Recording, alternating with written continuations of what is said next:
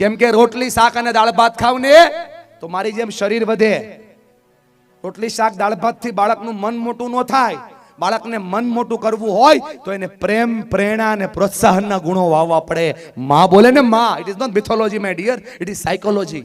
માં બોલે ને તો માના શબ્દોમાં લવની ફ્રીક્વન્સી ક્રિએટ થાય, અને બાપ બોલે ને તો બાપના શબ્દોમાં ઇન્સ્પિરેશનની ફ્રીક્વન્સી ક્રિએટ થાય. પણ મા બાપના શબ્દો કાને પડતા બંધ થઈ ગયા એટલે પ્રશ્નો થઈ ગયા. ખોટું ના લગાડતા, આવું એક એક નહીં, હવે તમને 1000 એક્ઝામ્પલ આપું. એ ખાલી માથા પર હાથ મૂકીને માં બોલે ને બાળક સફળ થયા. આના જેવડી ઢીંગલી હશે નાનકડી એમ ત્યાં બેઠમાં બેઠીને એવડી રોટલી જમતી હતી. માને કીધું કે માં સૌથી ઊંચું શું ઉડે? બોલે પતંગિયું. એનાથી ઊંચું? બોલે ચકલી. એનાથી ઊંચું? બોલે બાજ. અરે માં પક્ષી પ્રાણી નહીં, આમ સાધનમાં શું ઉડે? બોલે પ્લેન. અરે માં એનાથી ઊંચું? બોલે રોકેટ. મમ્મી મારે ઉડાડવું છે. મમ્મીએ શું કર્યું ખબર હિરેનભાઈ? લોટવાળા હાથ હતા, આમ ગાલ પર લડાડ્યા, આમ બે થાપલી મારીને કીધું આ બે રોટલી ખાઈ જાય એટલે ઉડી જશે. હસો હસો, કઈ વાંધો નહીં, હસવાની વાત જ હતી. અને આ જ વાત દુનિયાએ જોઈ. બેન એ છોકરી એટલે બીજું કોઈ નહીં, કલ્પના ચાવલા સાહેબ, જે વિચારો વાવે છે એવું કે છે. આ વિચારો વાવે છે એવું કે છે.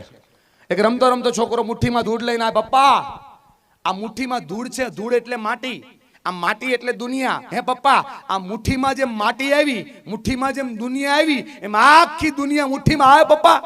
હે પપ્પા, આખી દુનિયા મુઠ્ઠીમાં આવે? પપ્પાએ માથા પર હાથ ફેરવીને કીધું ધીરુ ઈચ્છે તો આવે, ધીરુ ઈચ્છે તો આવે. 42 વર્ષ પછી દુનિયાને ખબર પડી છે કે લો દુનિયા મુઠ્ઠી મેં. આ તાકાત છે માતા પિતાના ભરોસાની. સપના વાવો સાહેબ, શિક્ષણ આ છે. That is real meaning of education. બોલો હા કે ના? શિક્ષણને 4 દીકરાઓ, ભણતર ગણતર ઘડતર ચણતર. શિક્ષકને એક દીકરી પણ છે સાહેબ, શિક્ષણને દીકરી છે, એનું નામ છે કેળવણી. કાકા સાહેબ કાલેલકર એવું કહેતા કે શિક્ષણ છે ને તો સિંહનું દૂધ છે, જે પીએ ને, જે પીએ એ ગર્જના કરશે. તમારા કસ્બામાં, તમારા ગામમાં કોઈ એક છોકરું ભણી ગયું હોય ને તો એનું ઘર એનાથી ઓળખાવા મળે સાહેબ, કેમ કે શિક્ષણ છે ને તો ઉર્જા છે. આ દીકરા દીકરીઓને ભણાવવા પાછળનો હેતુ આ છે, કેળવણી. તમે કોઈના ઘરે મહેમાન થઈને જાઓ અને તમારા માટે કોઈ પાણી લઈને આવે અને 4 આંગળી અંદર હોય તો એને સિરિયસ કેસ કહેવાય, સિરિયસ કેસ.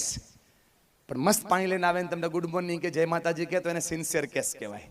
એજ્યુકેશન છે ને એ સિરિયસ નથી બનાવતું, એજ્યુકેશન હંમેશા માટે સિન્સિયર બનાવે છે, અને કેળવણીની કામ છે સિન્સિયરિટી લાવવી. બોલો હા કે ના? હલો, સપના બતાવે એ શિક્ષણ છે. કોણ કોણ મારી વાતથી સહેમત છે કે વાત તો સાચી છે? સપના બતાવે એ શિક્ષણ છે. પ્રબળ આત્મવિશ્વાસ ભરે ને એ શિક્ષણ છે. આત્મવિશ્વાસ સ્ટ્રોંગ થાય તો શિક્ષણ કહેવાય.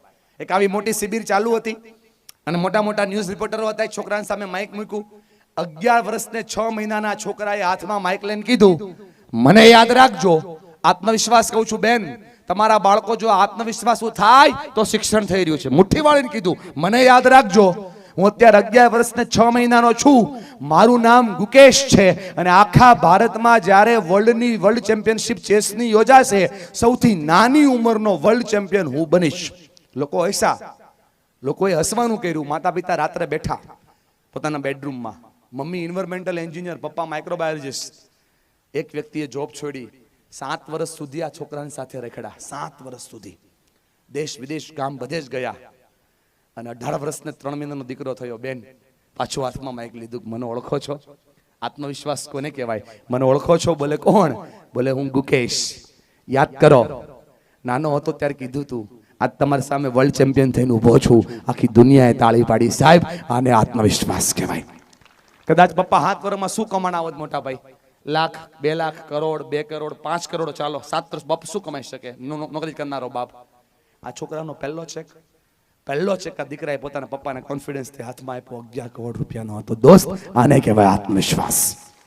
માતા પિતાને સમજાવવા માંગુ છું સાહેબ, આ આત્મવિશ્વાસ ભરો તો બાળક જીતે છે. બોલો હા કે ના?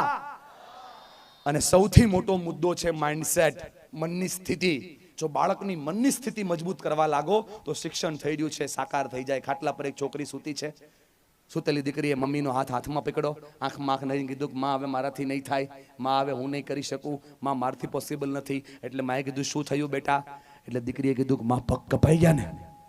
કપાઈ ગયેલા પગે માં પર્વત નો ચડાય, કપાઈ ગયેલા પગે માં પર્વત નો ચડાય.